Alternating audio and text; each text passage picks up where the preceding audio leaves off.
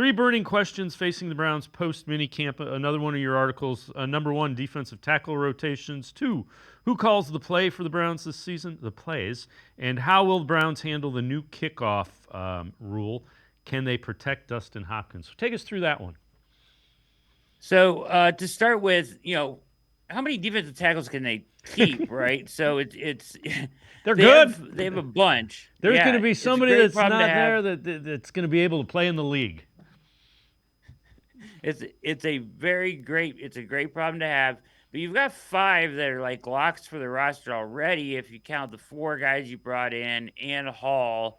So now you're looking at Ika and Briggs, and Ika was a 3rd round draft pick last year. So I doubt he clears waivers. It would be my thing, right? Like that would be tough to get him into the practice squad.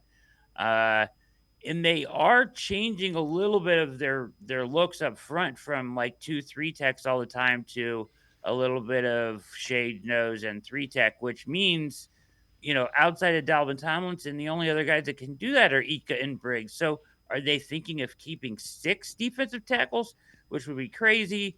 But I mean, you could do it, I guess. You would just have to make a concession someplace else on the roster, but it's something to keep an eye on, and something that I've wondered about a number of times because you got 2 in Ika who didn't show much last year, but he's still a very talented guy.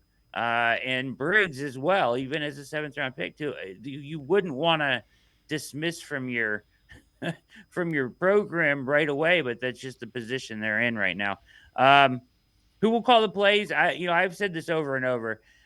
There was a quote. I'm sure you've played it on your show from QB Unplugged, where Watson talked about Dorsey running everything in practice and all this stuff. And a lot of people took that quote to mean that Dorsey would call plays. I'm still saying Stefanski.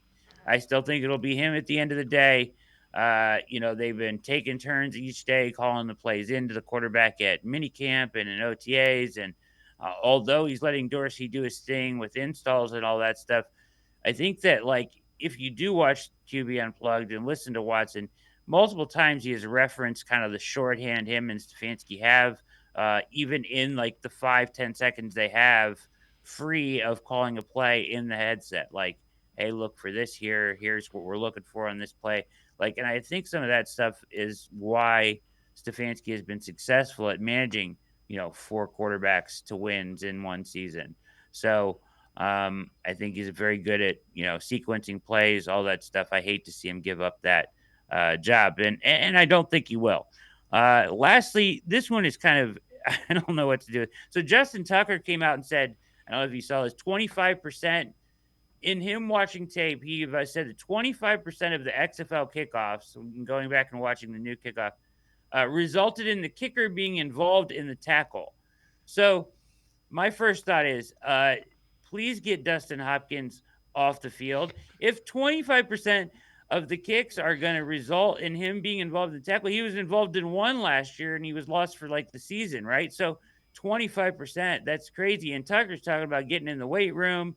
That's insanity. If you can find anybody else to kick the ball in between the 20 and the goal line, then you got to find a way to do it, or have him kick it and run off the field, Dave.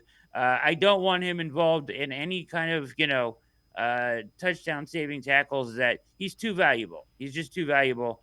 And if that's a real statistic, and it's hard to believe. So either the XFL was terrible at covering this kickoff, or the Browns need to figure out a different solution.